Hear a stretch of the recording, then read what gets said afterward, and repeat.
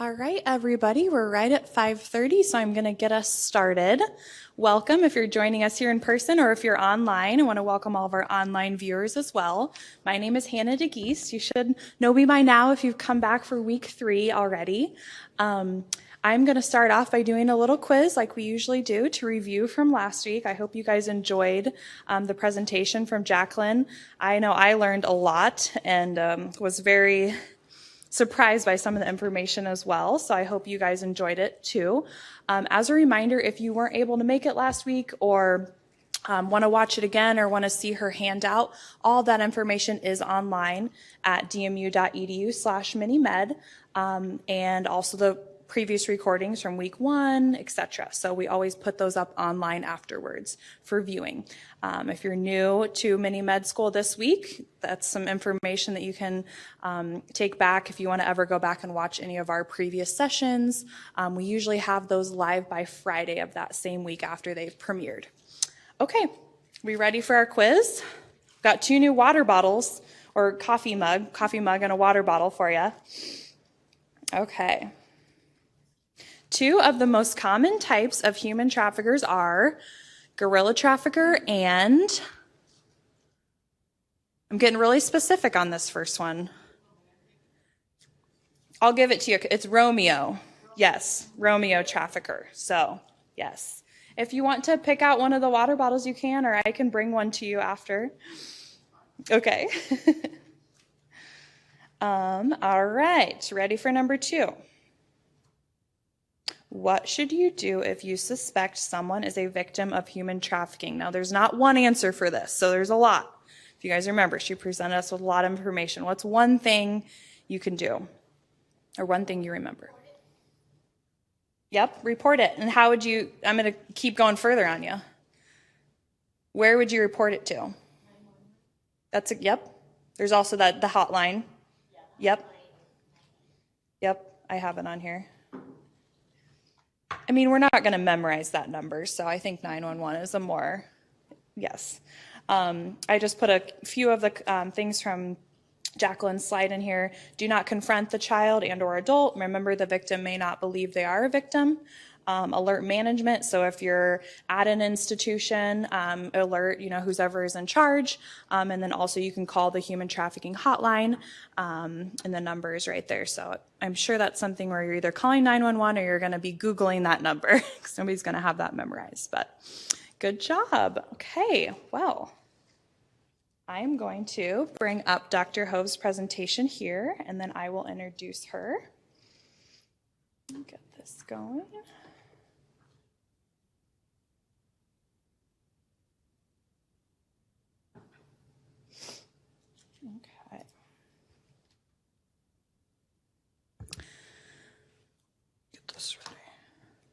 Okay, it's working. Dr. Kelsey Hove received her Bachelor of Arts in Family Services from the University of Northern Iowa in 2008 and her Doctorate of Occupational Therapy from Creighton University in 2012. She worked clinically as an occupational therapist for 1 year at Mercy One Newton Hospital before transitioning to On With Life, where she continues to work clinically when she has time. Dr. Hove transitioned to academics in 2017 as an assistant professor within the Doctor of Occupational Therapy program at Drake University before joining Des Moines University in 2022, last year, where she is the Director of Clinical Education and an assistant professor within the Doctor of Occupational Therapy program. Dr. Hove is a certified brain injury specialist through the Brain Injury Alliance of America, LSVT BIG certified, and a driving rehabilitation professional. She completed a year-long program through the University of Florida in 2019 to receive her certificate in driver rehabilitation. She serves on the Brain Injury Alliance of Iowa board, is a member of the Mercy College PTA Program Advisory Board, and is a member of the Scholarship Committee through the Association of Driver Rehabilitation Specialists. She has completed research in the areas of driver rehabilitation and brain injury interventions. Dr. Hove lives in West Des Moines with her husband, twin 5-year-old boys, and a mini Bernedoodle puppy who all keep her very busy. All right, welcome, Dr. Hove.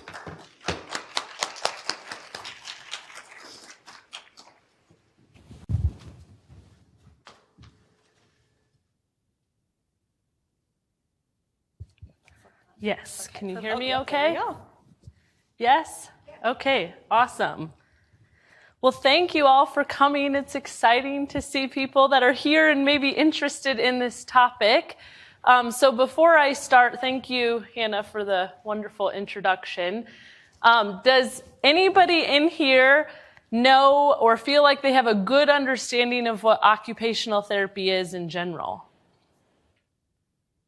A little bit? Yeah? We have one hand. Maybe some. Anyone feel like they really don't know? It's okay. Oh, good, good. So it's kind of good to know the audience and know, some people maybe have experienced having occupational therapy themselves or know of a loved one or someone else. But I will get into a little bit when we start here about that before I dive into the topic of driver rehabilitation.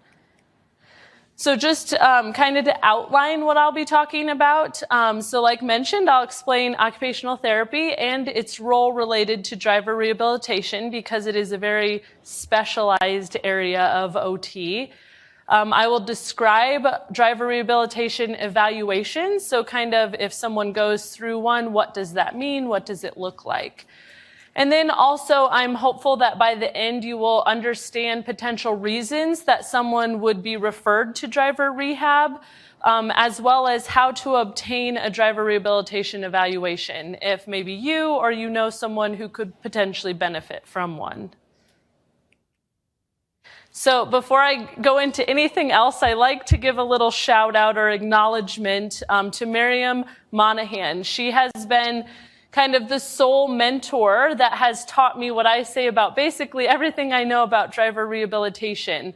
I took a course through the University of Florida, and although she lives in California, she was one of the professors who taught there, and she has done driver rehab for over, I believe, 25 years in a private practice. So she's very knowledgeable, has lots of research out there, and so I like to give a shout out that I wouldn't know any of this information without her. Okay, so what is OT? I did not put the actual definition of occupational therapy from the American Occupational Therapy Association because it's about 10 times longer than this little word here. So in other words, it's not really easy to give like an elevator speech, right? Like, what is OT? We don't just do one thing. But if you think about the word occupation, a lot of times people think, oh, my job, right? But occupations are actually anything you engage in throughout your entire day. So from the time you wake up in the morning, you get out of bed, you get dressed, you brush your teeth, you maybe drive your car, go to your job, hang out with friends, anything like that, those are all occupations. So when someone maybe has a reason that those occupations are interrupted, or maybe from the time they're born, they may have difficulty engaging in certain occupations. There's kind of a wide range of why someone may need OT. But OTs are going to help people to be able to engage in those meaningful activities the best that they can. So that may mean compensating or rehabilitating, right? So improving something if, let's say, someone experiences a brain injury, learning how to do everything in life all over again, those are all occupations. So I could go on and on, but that gives you maybe a little general idea of what occupational therapists do. Now, there are OTs who can specialize in many different areas. So you have some OTs who specialize in more like pediatric-focused therapy, or maybe they work with the older population. Maybe they do just hand therapy. There can be so many different specializations. One of those is driver rehabilitation. So it's more rare. You don't see very many driver rehabilitation specialists out there because one of the main reasons that I found out over all of these years is there's not a great way to gain the information about it. So back in 2019, the University of Florida offered this program for the first time in the United States. It had been well performed in Canada prior. So the person who started it in Canada. She's from South Africa, and now she engages in this program at the University of Florida. So I decided that I was going to do this. So it was a year-long program, and by the end of it, you have lots and lots of knowledge about how to potentially open your own driver rehab practice and how to perform driver rehab evaluations as well as interventions. So that gives a little background about driver rehab.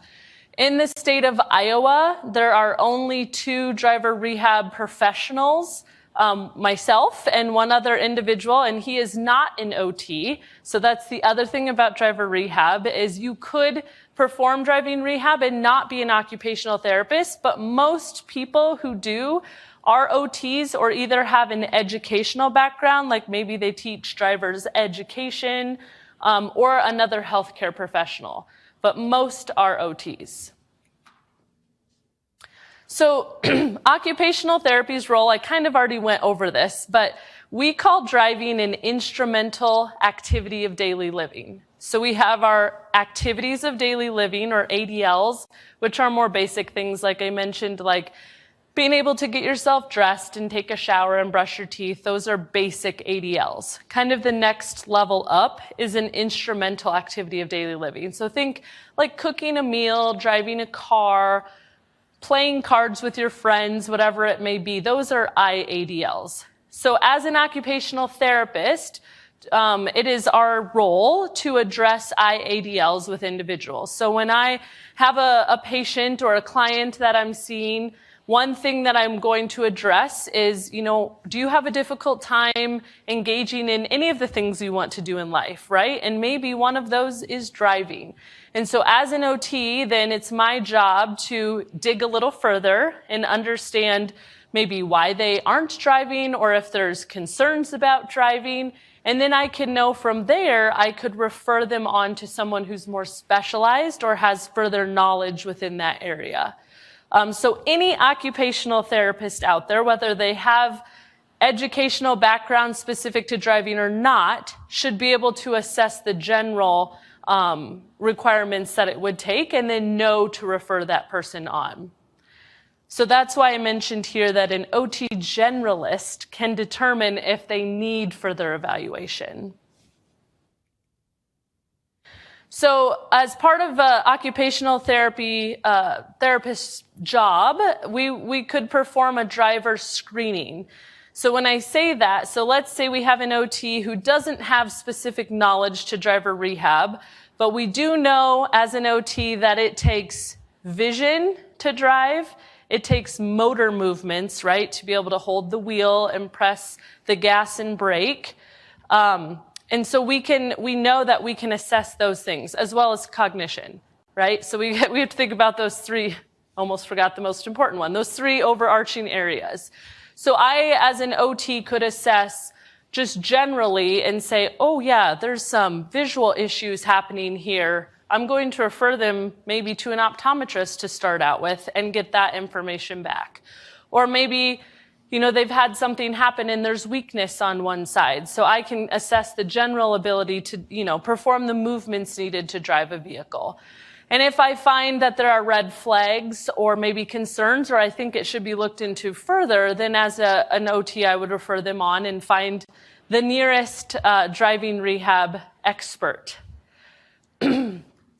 So on here, you can see it says fitness to drive recommendations. So when you ever see fitness to drive, that's the preferred wording that we would use as in driver rehab. So if I say that someone is safe to drive, truly, that's hard to say, right? Like you could meet all the recommendations or all of the requirements, I should say, so motor, vision, and cognition of what it takes to drive, but you pull out your phone and start texting. You're no longer safe to drive, right? So the wording we use is fit to drive. Can we determine if if an individual has fitness to drive? So that's why you'll hear me say that terminology, or if you ever see it, that's what it's referring to. So they just avoid using the terminology safe because we all can be unsafe at times driving. Hopefully not very much, but we could be. So an OT could make those fitness to drive recommendation. Otherwise, you may have an individual who is just not going to ever drive, let's say. So maybe those impairments that they're experiencing are beyond something that will ever be safe to drive. So an OT could also make transportation recommendations. So maybe you need a wheelchair van for transportation. An OT could work with a community mobility equipment dealer to kind of assess ramps that could be in place or different modifications that could be put in a vehicle. Or maybe you have someone who wants to use like the public bus system, let's say, and you could work through step by step to help them understand kind of how that works and how they could get themselves from point A to B. And then once I've mentioned before, you can then also refer them on to a specialist. So if someone gets referred to a specialist or a driving rehab evaluation, is it covered by insurance? Does anybody know? I don't know if anyone in here has specific experience with driver rehab. Anybody have any guesses? Probably not. You're right. It gets a little tricky. So a lot of driver rehab programs choose to only have out-of-pocket payments. I'll tell you why. Insurance will not cover any part of someone behind the wheel of an actual vehicle. So part of a driving assessment is having someone drive a vehicle, right? But there is a part of it that takes place within the clinic. And there could be interventions done within the clinic and not in the vehicle. Those could be covered by insurance. But as soon as you put someone behind the wheel of a vehicle, insurance says, nope, we won't cover that, which is unfortunate. And we continue to advocate for that to be covered, but the way the world is right now, that is not covered. So a lot of programs choose for that to be just all out of pocket to avoid half of something being covered and half of it not, just to give a little insight. It's a downfall, unfortunately, of driver rehab, and I do believe that people sometimes avoid having that because of the cost of it. That being said, at least in the state of Iowa, the VOC rehab services do have grants or eligibility that you can have that covered, but you have to meet specific requirements in order to have that funding in place. But it is one place that you could potentially have funding to kind of cover those things. And also you would want to have a physician referral. So if you think about general therapy services, usually you have a referral from some physician. And the reason for that, at least in our state, is an occupational therapist cannot send all of this information they gather about a driving rehab evaluation straight to the DOT. That has to come from a physician assistant, a nurse practitioner, or an optometrist. And that's just specific to our state. So some things can seem a bit silly since OTs are usually the one who perform it. So in other words, when I do all of my evaluation, I send that back to whoever referred, so probably a physician, and then they then send that recommendation on to the DOT if it needs to be. Sometimes it doesn't have to go that far. The next few slides, I'm going to clarify. You'll see all these fancy letters behind people's names sometimes, and it can be a bit confusing. So I'm starting kind of with the most basic and moving up. There are 3 different specialists. So a driving rehab specialist could technically be anybody, right? You could put those credentials behind your name because there's no overarching like crediting body that will say, this is how you earn a DRS. So a driving rehab specialist usually is someone who has advanced knowledge about driving rehab. So maybe they did some continuing education courses on it, and so they have a little advanced knowledge. Or maybe they just worked at a clinic that had it, and they kind of learned it through the clinic they were at. So I hope that makes sense. So you don't necessarily have like a test you have to pass or anything like that. But you could have lots and lots of experience and be a driving rehab specialist. You just never, met any sort of credentialing criteria. Usually someone that has a DRS is either a driver, educator, or instructor. So think about all those individuals who are teaching like driver's education out there. There could be some individuals that have that. Otherwise, healthcare professionals would be your next closest that may have or consider themselves a driving rehab specialist. Next up is the driver rehabilitation professional, or the DRP. So that is the credential that I have earned recently, and it is newer. It just started, I believe, last year. So that was exciting to have a credential come out.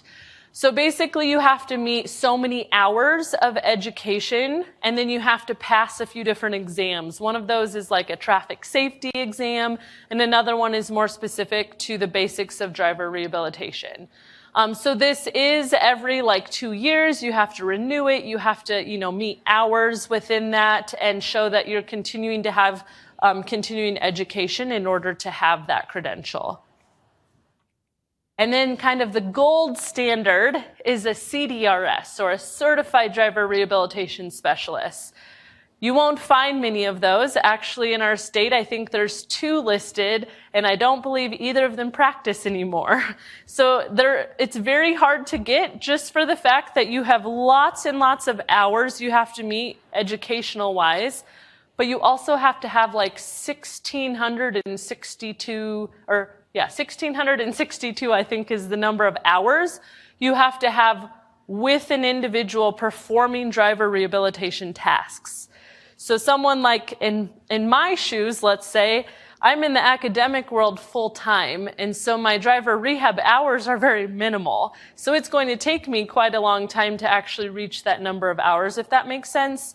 And then you pay a large sum of money and take a large exam to get your credentialing. So that gives you a little background on what that is. But of course, someone who has a CDRS is probably very fully committed to doing that full time in their position, and would be very knowledgeable in kind of what they're doing, because it shows they have a lot of experience doing it.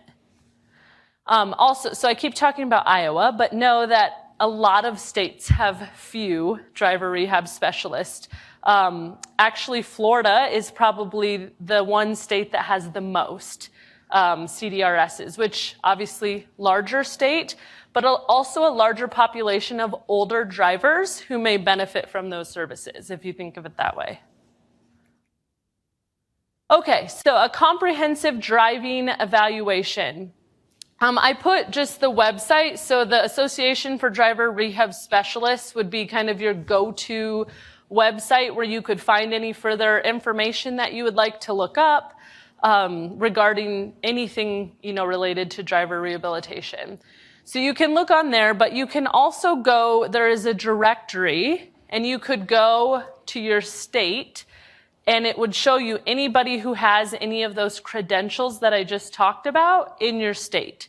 And then it should have their contact information as well. So for instance, my information is up there, and it's linked to On With Life, because that is where the driving rehab program is actually placed that I would be a part of. And we have a couple other ones in our state as well, like the Quad Cities, Cedar Rapids area also has some individuals that do that. And Yonker Rehab here in Des Moines as well. But I don't believe there are individuals listed on the website, because you have to be a member and have certain credentials, but that doesn't mean you still couldn't perform services. Okay, so who may benefit from driver rehab services? That's what I'm going to get into next. The first part I like to point out is driving is one of the highest executive functions that we can do. Although if you've been driving for a very long time, it doesn't feel that way. But if you think about all the things that your brain is taking in while you're driving, it's really one of our highest level tasks that we could perform. So we think about our executive functions start to really develop in adolescence into early adulthood, right? Usually your early 20s or so is when they say our frontal lobe is fully developed, which is where our executive functions are really coming from. So we always say when we're teenagers and young college students, that's why we make a lot of bad choices, right? Because they say your frontal lobe is not quite fully developed, but it makes a lot of sense, right? So it's still working, it's still figuring things out. Management of complex tasks, those would be executive functions. So driving. Being able to filter relevant information from really irrelevant information. So think about when you're driving, there could be, in my car, there's kids that are screaming in the back, right? They need something. The radio may be super loud. There could be pedestrians walking on the side. There could be someone honking their horn. There could be snow falling. Think about all those things that are happening, and my brain has to focus, right, on the things that matter and not the things that aren't mattering at that time. And so the ability to do that is part of this executive function. So we sometimes could find that individuals have trouble filtering certain information, and that would very much align and make sense. Adapting to changes as well. So someone that may struggle with this, let's say you're driving your same route you take every single day, and all of a sudden it says road closed ahead, and there's a detour sign, but you're not used to going that way, right? So you have to be really mentally flexible. But when we have trouble with those executive functions, things like that could be really hard to take in and adapt to while you're out driving. So I kind of talked about the three main categories that would be assessed as a part of a driver evaluation. We'll start with cognition. So if someone were to have some cognitive difficulties, impairments, things like that, I listed some of the things that you may start to see having issues with related to driving a vehicle. So speed regulation, right? We're all going to say we've followed someone that has issues with this. That could just be distracted driving as well, right? But in general, if you see someone that has a hard time with speed regulation, so maybe we're in a 60 mile per hour zone and they're going from 35 to 70, back to 35, and just kind of all over the place, that would be an example of a hard time regulating speed. Brake time, or in other words, your reaction time, right? So if we see that we're coming upon a red light, I can tell that because I see red brake lights in well, hopefully, unless those are out, on the vehicles in front of me, and I can see the stoplight is red. So my brain should process like, hey, I need to start slowing down. But sometimes it takes longer for that to process. And if it takes longer, you usually have where someone's all of a sudden slamming on their brakes instead of that slow and steady stop. That could be an indication that there could be a problem. Intersection management is actually a very high level task. So think about when you get to even a four-way stop, right? Sometimes you're sitting there forever hoping who's going to go, which one should go next. But making left-hand turns, think about that, right? You're waiting for the oncoming traffic to go by before you can safely turn. So just management of intersections can start to, potentially become very difficult for someone. Focusing on driving, so maybe you find that, you're riding with someone and it seems like, gosh, every time we drive over 30 minutes, all of these other things start happening. So that could just be fatigue that's setting in. So sometimes we find that maybe individuals should only drive short distances because that part of the brain that should be attending to the driving isn't attending to the driving like it should anymore. Backing out of a parking space, in fact, is one of the highest level tasks of driving a vehicle. Now, most cars have our little cameras that we rely on, right? Which are helpful, but we know we should still turn our heads and look. But if you think about backing, you're managing, your gas and your brake, and you're turning your head and you're pulling out, and there could be other cars coming if you're in the busy Target parking lot, right? So think about all those things you're taking in at that moment. Individuals that start to have a really hard time backing out of parking spaces could also be a red flag for some of these cognitive processing. Just basic rules of the road, right? Sometimes we all forget some of those sometimes, but if we see it's a consistent thing, I could make a right-hand turn on a red light, or any other basic signs that I should be reading, or this is a turning lane only, just things like that. If we start missing those things a lot, responding to other drivers, or I call it the social cues of the road. I think of this as more like you're driving in the fast lane, but you're the slow one, and you have people honking and they're on your tail and you're not getting the clue to move over, those are what we call social cues of the road.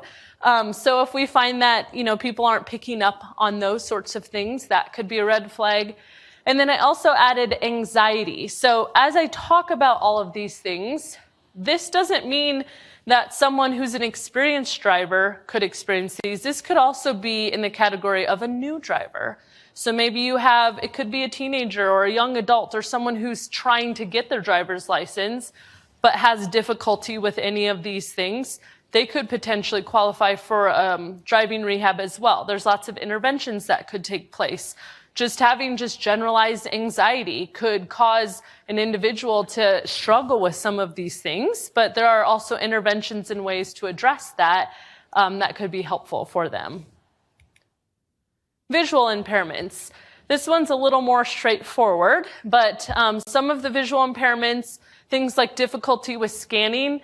So think about how much you're scanning constantly when you're driving, but if we aren't scanning, we're much more likely to have, a crash or things around us happening that we're not paying attention to.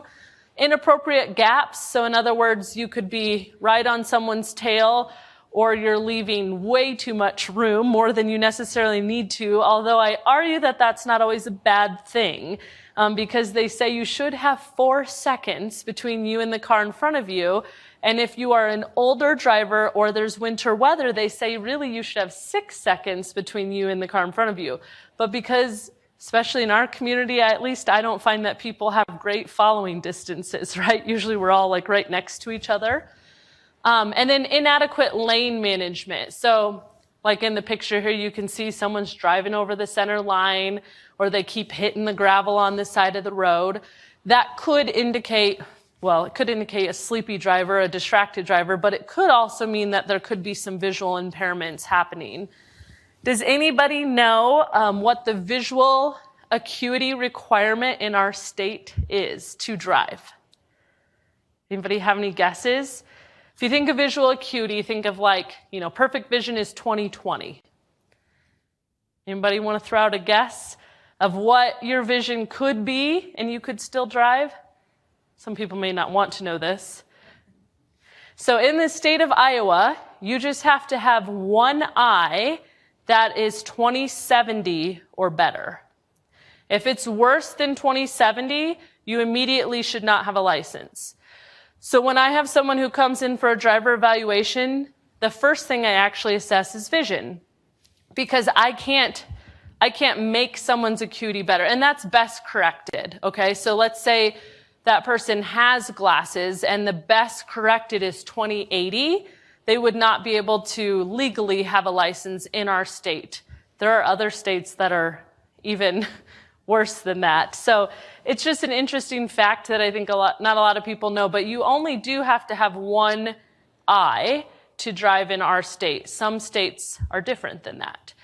So if I have something like that, there are visual impairments that we can help, right? So maybe someone comes in and I check their visual acuity and they're 20/70, which is right on the border, but they don't have glasses. So maybe they just need to go to an optometrist and then they can get corrected vision, or at least improve it from what it is. So I'm talking best corrected. So there could be someone that has best corrected vision of 20/70. So if it is 20/70, they actually are required to only drive when headlights are not required, so during the daylight hours, and not go over 35 miles per hour. So you'd have to stay in the in-town streets, is what our law says in our state. Not to say that everyone follows that. Now, motor and sensory impairments. These are just a few examples. Of course, there could be many, many more, but if someone has difficulty gripping the wheel, so you think about things like arthritis, or maybe you have sensation impairments. Some people can get where their hand goes numb, even carpal tunnel syndrome, things like that, where you have difficulty gripping the wheel. That could be something that a driver rehab specialist could work with. Pressing and releasing a brake. So you think about the motor movements it takes to do that. Now let's say someone couldn't perform that with their foot. There are other ways to do that, and I will get I will go over just a couple things here in a few slides to show you. But just knowing that because someone has issues with any of these things does not mean their license will be taken away. There are interventions and modifications that can be made to help with those, like the use of adaptive equipment. Also opening and closing a door, I threw that in there because that just gives insight to like maybe poor strength. So if I have a hard time opening and closing my car door, do I have enough strength to shift to park and to actually hold my wheel for a long period of time, things like that. Okay, so there's a few slides that I do have QR codes. If you're not familiar with what QR codes are, you can, if you have a cell phone, if you have internet, you can go to your photos and zoom in on the QR code, and you should be able to just click on the link and it takes you to the website. But the website is also right above there, but I thought it would be an easy way if you wanted to use those. So what do you do, let's say, if you're concerned for a loved one's, or it could be yourself as well. So in our state, anyone can request a re-examination form. So that QR code actually takes you directly to the form that anybody can fill out. So I could fill it out. I could be concerned about someone's driving, and I know that it may not be taken well coming directly from me, or they may not care what I have to say about it. I could report it, is basically what that is. Now from there, it would go to the DOT, and then they would review it. And so you have like an area on the form that you're explaining why you're concerned.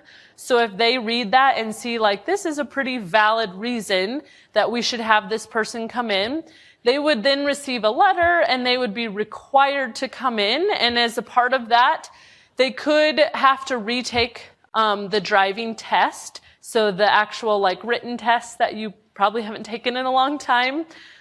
They would have a cognitive screen that they do there as well. They would reassess vision as they would anytime you renew your license. And potentially have you do a drive test, dependent upon what the concerns are and if they find concerns from the things that they're doing within there. They may also request further information from a medical professional. So maybe there is, well, I can give a great example.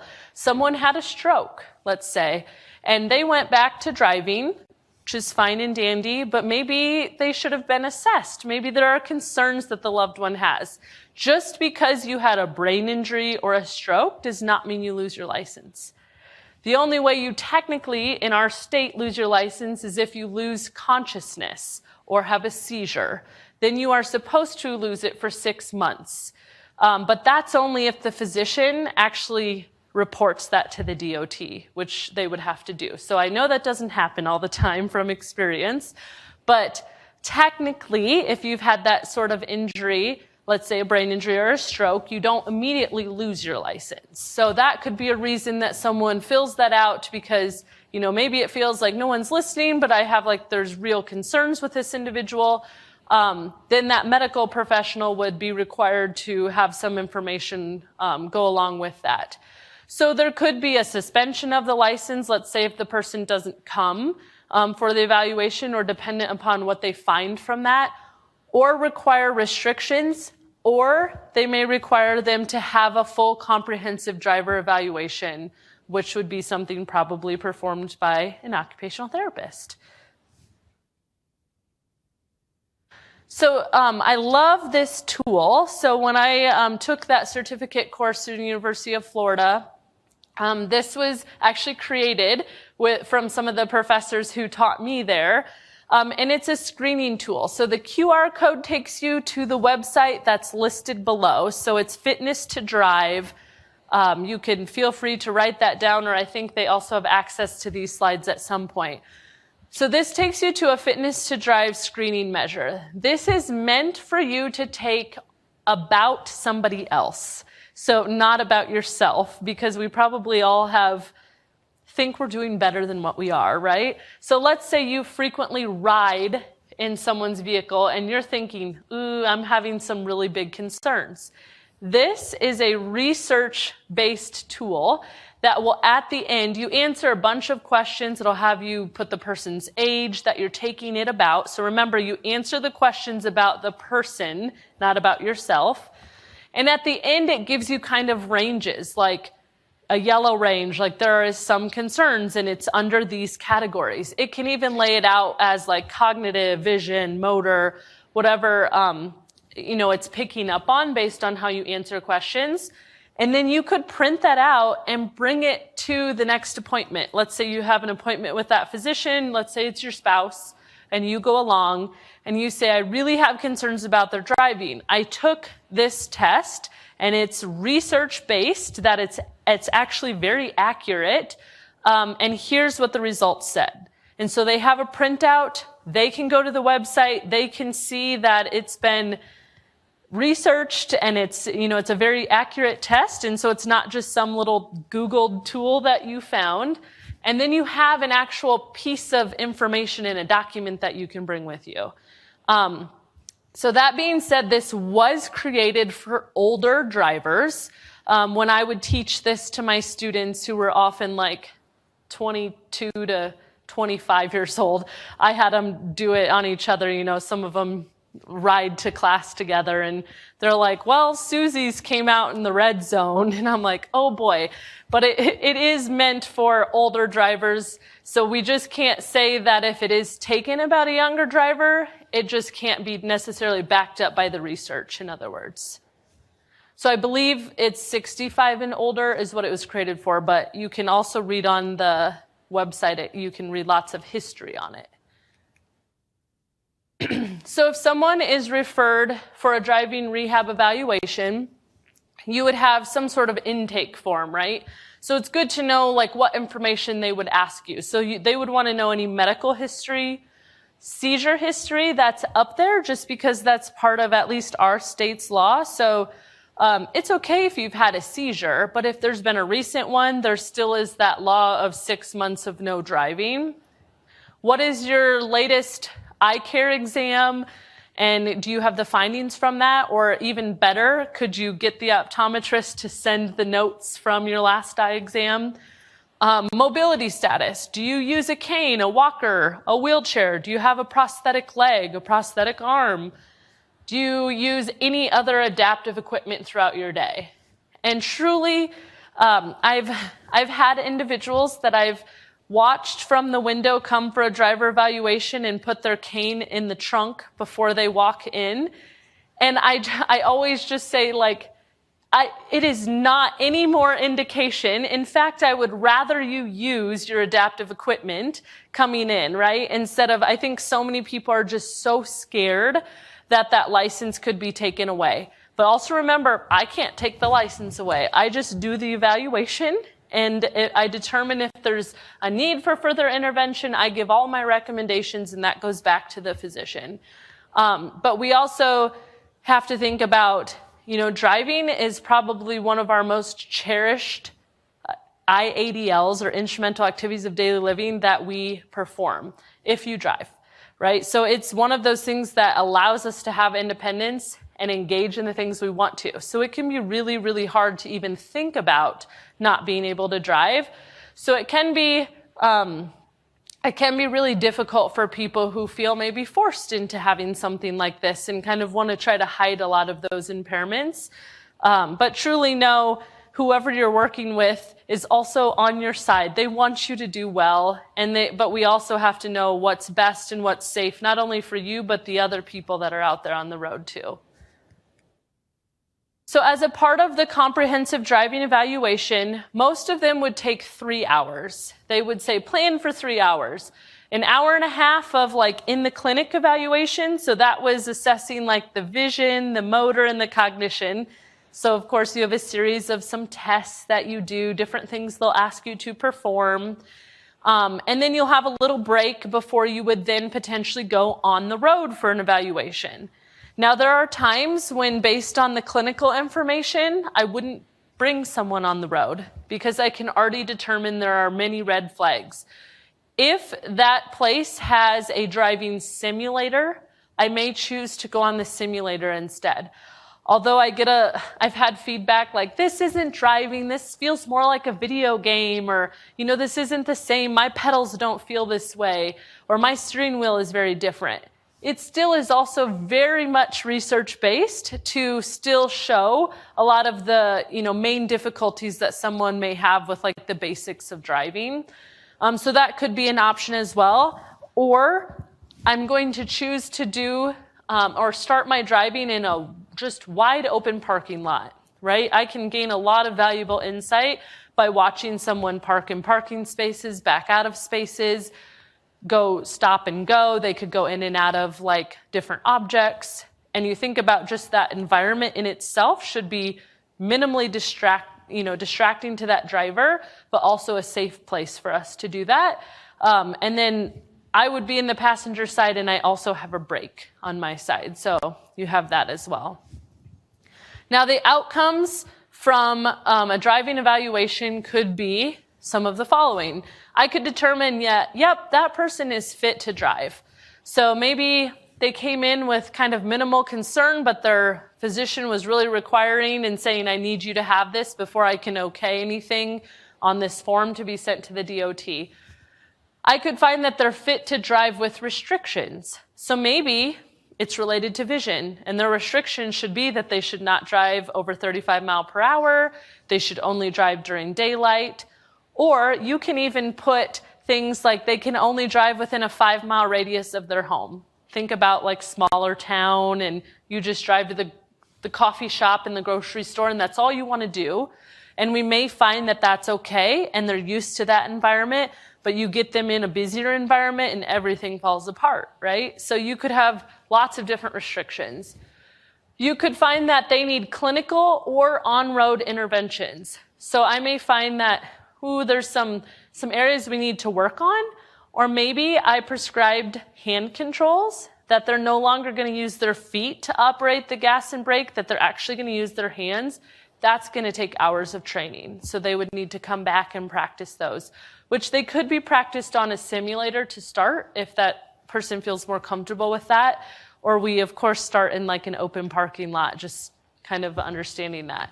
Or I could determine that this individual is not fit to drive. One example would be their acuity being past our legal acuity, and I would have to determine that they're not fit to drive, and I wouldn't continue with the evaluation after that. Or there could be lots of other reasons, right? Like cognition, or they don't have the motor movements to potentially operate the vehicle. And then I would give all of those back to whoever referred that individual. I wanted to include a few examples or pictures of things you may do. So let's say I said some in-clinic interventions were needed. The picture there where it says useful field of view, that is a specific training tool that was created for driving, and it looks at like your visual, the time it takes to scan and to be able to see like your peripheral vision and things like that. So maybe that person just needs a lot of work on visual scanning improvements, and that could be a tool that we use in the clinic before we start doing more on-road things.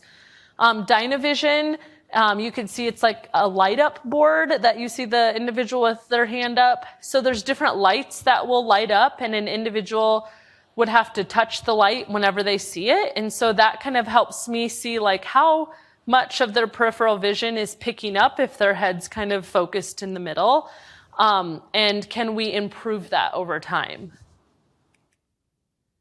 There are driving simulators. So you can see the one with the individual in the vehicle, that has like 3 computer screens basically that are showing a road.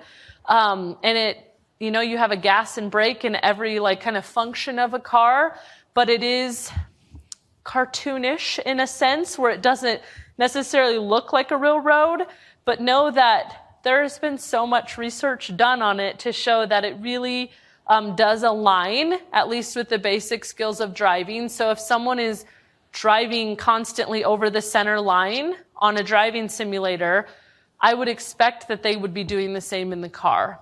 I always give them a few tries first, right? Like it's going to feel a bit odd the first time you use the simulator. The downfall is some people get nauseous. So if you're one of those that have ever played like a video game and all of a sudden you're like, ooh, I'm not feeling so well, some of us react more than others. The next picture is actually, you can see it's like a half of a car, and there's a giant screen. This is at the University of Florida. I tried it. I almost threw up after 1 minute. So I am one of those people. I can tolerate the driving simulator that has the 3 computer screens, but when I'm surrounded by it, my body thinks I should be moving because I see a road moving, and I'm not moving, and so immediately feel dizzy.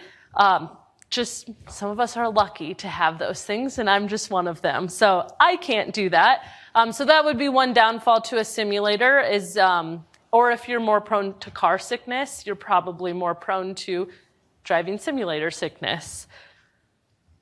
That could be a tool that's used. So at the beginning of this presentation, I kind of gave a shout out to Miriam Monahan. She also developed this app. And it's also had lots of research done on it. Her expertise area, or I should say, she's done a lot of research with driving with individuals on the autism spectrum. And so she initially created this, like in regards and thinking of that, or those individuals, but it can be used for anybody and all abilities. So basically what it is it's an app you can download on like your iPad or whatever sort of like tablet or device. You have to have something with a touch screen. And it has different roadways. Now, these ones are actually like real roadways throughout. They have some in like other parts of the world. So you could explore where you want to drive. And it may start with just visual search skills. So you may like look like you're driving down the road and it says like, I want you to touch every sign that you see. So here's a stop sign. Here's a yield sign. So you think about someone maybe that's new to driving and they have a lot of anxiety about driving in general. This could be a good app for them to just start practicing. Like, what does it feel like?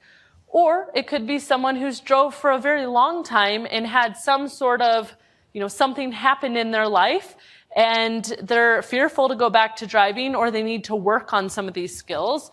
Cognitive overload. So there's like New York City driving down by Times Square, which just is overwhelming to me. But you could have lots of cognitive overload happening. And then next thing you know, a pedestrian's crossing and I need to stop. Judgment. So, when that light turns yellow and you're like, do I go faster or slow down? It has scenarios like that. And then distracted driving as well. So there's a version that like an educator could use. So if I were the driving specialist, I would have that version. And then I could have an individual purchase it. So I forgot to look. Last year anyway, it was only $9.99. And then you have it for life. So $10. But you could purchase it. I think it was like $100 for like if you were in a clinic and you wanted to purchase it for multiple users to use just in the clinic. So anyway, that's another tool that's out there that may be useful for anyone. Then I may also do interventions within the car or the simulator. So there could be passenger activities. So maybe let's say from that first evaluation, I feel like there is an opportunity for this person to eventually drive, but in this moment, I don't want to release them to drive, right? There's a lot of things we need to work on. So maybe I have their friend, significant other, whoever, that drove them to the driving rehab evaluation, because you should never drive yourself to a driving rehab evaluation. We always say that. You're coming there for a reason. So usually you have somebody that's, there waiting.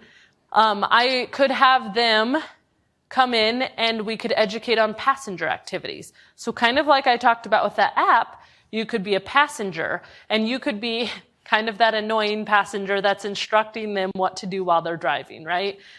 So you could say, oh, I see the light turned yellow, you should slow down. Oh, I see a stop sign coming up on our right. You could have them point out very specific things so that they're still working on the skills of driving without actually performing it to see if we can, have that improvement. Reference points. So this is something I learned in my program that I never had really thought of before. But we sat in a parked car and we had just a sheet of a car and we would mark our reference points. So if I'm sitting in the passenger seat and I look over the hood of the car, you're looking straight out and see in the picture it'll show this is where on the dashboard it should line up to where my car is so I can tell it's within the lane it should be. Does this make sense? It's kind of hard to explain. So that's a reference point. So if I'm a passenger, I know that my driver is within the lanes they need to be because I can use these reference points that I've created within the vehicle. So we all use them. We just naturally do it and don't think of those as reference points, but it was a really good way to like sit down and, break it all down. Another thing we did was you sat in the driver's seat, and a lot of us probably actually don't have our mirrors adjusted the way we should. And we had an individual come right up next to the car and walk, and you had to say when you saw them in your side mirror. Now, I should have seen them much further than I did, but I didn't have my mirror adjusted correctly. So they say to move your mirror so you just see the side of your car and then move it out a little bit. So you should just barely be seeing the side of your car when you adjust that mirror. Some people have their mirrors way too far into their car or way too far out, and that really can make a huge difference in that blind spot that you're having on those mirrors. So anyway, that's all part of reference points. So you could work on that with someone in the car. You could work on compensatory strategies. So that stopping and following distance that I talked about, the 4 to 6 seconds, just scanning intersections, timing for your rear checks. So in other words, if I'm doing a driving evaluation in a vehicle, I'm constantly wanting to see if they're checking the rearview mirror. We don't probably even think about that we do it, but I bet we all look in our rearview mirror multiple times when you're driving, right? We should be aware of our surroundings. So sometimes we put a little round mirror up on the passenger side where I can adjust to see the driver's eyes so that I can see if they're checking the mirrors frequently. If I see them only looking straight ahead the entire time we're driving, that's a big red flag to me, right? We're not visually scanning as much as we should be. So I could go on and on with things like that, but those are just some few examples of what you may work with an individual in the car. Vehicle modifications. So I am only educated to perform low-tech interventions. Low-tech interventions are things like hand controls. So like I mentioned, I'll show a few pictures, but maybe you can't use your feet for gas and brake. Maybe you had an amputation. Maybe you had a stroke and the right side just isn't moving the way you would like it to, and most of us probably drive with our right foot. So those could be reasons. Turn signal crossover. So if you think about if you only have one hand to use and you're on the steering wheel, you can't just let go of the steering wheel to put your turn signal on, right? There's a turn signal crossover where you can just hit it with your finger. I'll have a picture for that in a second. A spinner knob. Also, if you are only using one hand to drive, technically we're all supposed to be using two, right? But if you're just using one, sometimes it can be hard to make a big turn. And so you could hold on to this knob. And so when you're turning, it's much safer and you won't slip the steering wheel away from you. Pedal blocks. So if you are using hand controls, and let's say you do have your lower extremities and maybe they're what I would call spastic, or they kind of kick every now and then and you can't control that, I would want to have a pedal block so that you don't accidentally push the gas or brake with your lower extremities. High tech would be more like if I'm messing with the original equipment that came on the vehicle, right? So like the power system, the power steering, if I have to put in a whole new steering wheel to be like a mini steering wheel. So you think of those higher tech interventions that some individuals use to drive. Driving rehab specialists have to have the knowledge to do high tech equipment. Now, a lot of, at least in this area that I'm aware of, a lot of people get sent over to Madonna in Lincoln, Nebraska, because they have a very high tech driving rehab. So there's some in Minnesota, there's some in Chicago. So higher tech is out of my range, not that I couldn't ever learn more about it, but it's also not as needed. So you're going to see fewer people that are utilizing higher tech. So here's a few pictures of those things I was talking about. So the turn signal crossover bar, if you can see it there, it literally just hooks on where your turn signal is, and you screw it in there tight, and then it crosses over to the other side. So if I'm driving with one hand, let's say with a spinner knob, I just use my finger to turn it up or down to put my turn signal on instead of letting go of my steering wheel and flicking that and coming back. The next one is a spinner knob, so I feel like that's more frequently seen. Yes, you could order both of these off Amazon, but you should always have a mobility equipment dealer install any of these things. So just the one I'm mostly familiar with, Cummins Mobility, if anyone's ever heard of it in Des Moines. If you don't ever work with wheelchair ramps or wheelchair vans or any sort of equipment like this, you probably don't even know all of the places around here that offer that. But a lot of times they are the ones who would actually order it, and they would install it in your vehicle because they're the experts in it, right? So anybody could probably figure it out, but most people put spinner knobs on actually backwards if they don't have someone put it on that knows what they're doing with it. So I always add that plug, like they should be putting it on for you. In the picture with the steering wheel, you can see there's like a knob coming off the side. That's a hand control. And so that's actually connected down to the gas and brake. So there's lots of different versions. There's what we call a push-pull. So you may like push for your gas, pull for your brake. There's a push right angle. So some people have a better movement if they push or move a right angle to do the gas and brake. There's a rock and twist. There's like a twist one. So if you think about how you drive a motorcycle, you could do like a hand control like that. Those are less popular, I would say, because if you think about the wrist movement it takes, it can kind of wear on you over time. But those are examples. So I have experience with hand controls. So maybe you have an individual who no longer can use, let's say, their right lower extremity. They may be safer with a hand control than they would a left gas and brake. So the next picture is a left gas and brake. So that would be driving with your left foot for gas and brake. They say, and I got to drive with all of these things down in Florida, and I will say that a hand control is much more natural and you catch on to it quicker than the left gas and brake. That one feels, I don't know, you have to stop and think about it and like, oh my gosh, which one's the gas and brake? Where you catch on to the hand controls usually much faster.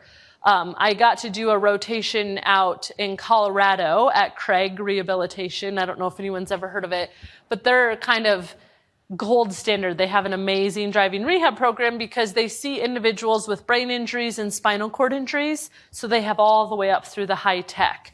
And when I was there, they actually had an individual who was getting the left gas and brake installed in his vehicle because just that's what he performed better with. And so everybody's different. I'm just saying what I felt more comfortable with was a hand control. And it really doesn't take long for you to catch on to it, even though it might seem a bit scary. Here's a few pictures of different adaptive mirrors that are pretty, available out there. So reasons you may need that is maybe you have limited range of motion. Oops, sorry, I'm hitting my mic. Maybe you have something going on and you can't move your head to the side to really scan your environment like you used to. Or you're in a neck brace or, something where you can't use your body the way it was, and you can get extended mirrors, which can help with those sorts of things. Or there's lots of reasons that people may benefit from mirrors. It could be vision related as well. Another QR code. This is just the American Occupational Therapy Association website. That QR code brings you specifically to, they had I think it was called like an Older Driver Awareness Week that they had going on, which provided lots of like pamphlets and information that may be useful for anyone, just lots of knowledge within them. I also threw in a few random things that I think are cool that are out there. There's a State Farm driver feedback app that you can download, and basically it can monitor lots of different things like your acceleration, your braking, your cornering, and give that information back. So I think more of this as potentially like, I don't know, maybe your teen driver or someone that you're wanting to gain a little more information on. And I believe it's free, at least for State Farm customers. These are both QR codes too, but what it is the first one is the Iowa Driver's License Practice Test. So you can find that, I can also give the actual websites, but you can find that on the Iowa DOT website. So let's say you have someone who got one of those letters in the mail that they're required to come in for an evaluation because maybe someone submitted that form to the DOT, or it's a new driver, or someone who thinks like, I have to retake this test soon. It's literally practice questions for the driver exam. And there's a few tricky ones in there that I'm like, oh, when it comes to the school bus and if there's 4 lanes or 2 lanes and there's a median or not a median, those can be tricky sometimes. But you know, a lot of us maybe haven't taken those in a long time. And so if you're ever thinking you might want to refresh, then it tells you what you got wrong and what the right answers were at the end. So I think there's like 25 or 30 questions. The next one is just kind of funny. It's just a funny one, but it's a reaction timer. So it's like you go to it and it looks like you're driving down the road, and as soon as you see a stop sign, you hit it, and it guesses your age based on it. I did it twice today, and I was 47 for one and I was 28 for the other. So, I mean, we're talking this is just kind of silly, fun thing. But if you consistently scored like 40 years older than what you are, there may be a concern for reaction time. I'm not saying it's a research-based tool, but it was just kind of a fun thing that was out there. I didn't know if we were still taking pictures, so I didn't want to move along too quick. And I am almost done. Okay. Well, I am done. I was thinking I had another slide, but here are some references from the presentation. Oh, you can't see my email very well. Sorry about that. It's blending in with the purple. Anybody have any questions for me? Yes.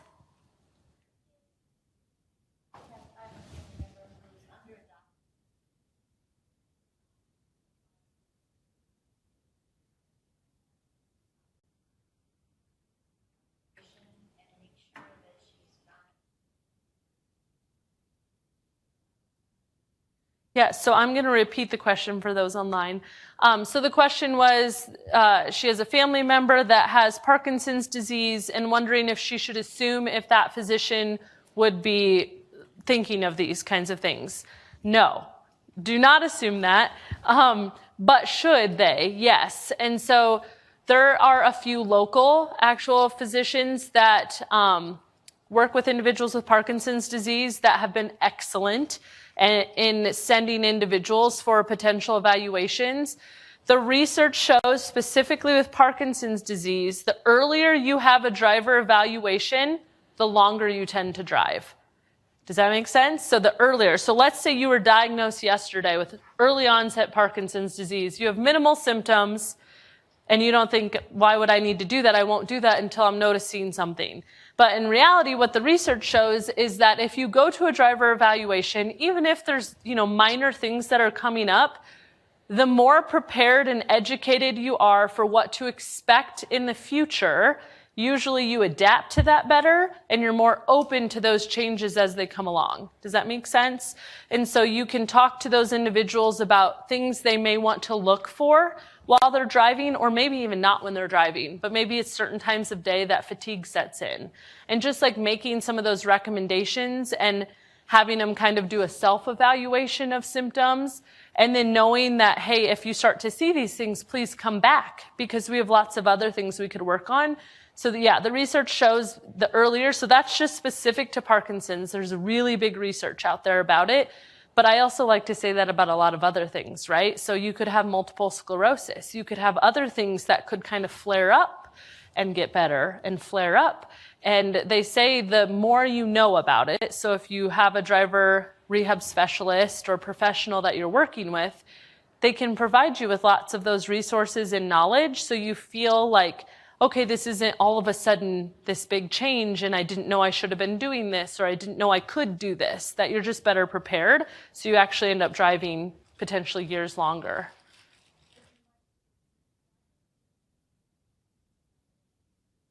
Potentially. And so they could potentially also not have to do, let's say it's someone who has minimal symptoms. They may be able to just do in clinic. That would be covered by insurance and not actually be required to go on the road. So maybe it's just a referral if they don't already have, like, let's say OT or PT referrals already, then maybe they're just being referred for that and it's specific for driving. Does that make sense? And so they could address all of those things in the clinic if there's not like major concerns at this moment. Yeah.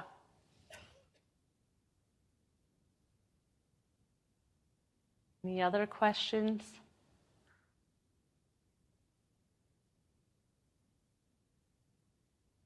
Quiet bunch. Okay. Well, thank you all for coming. My email is up there, but sorry, you probably can't see that. It's just my name at dmu.edu. So thank you for coming and good luck at next week's. There's one more week.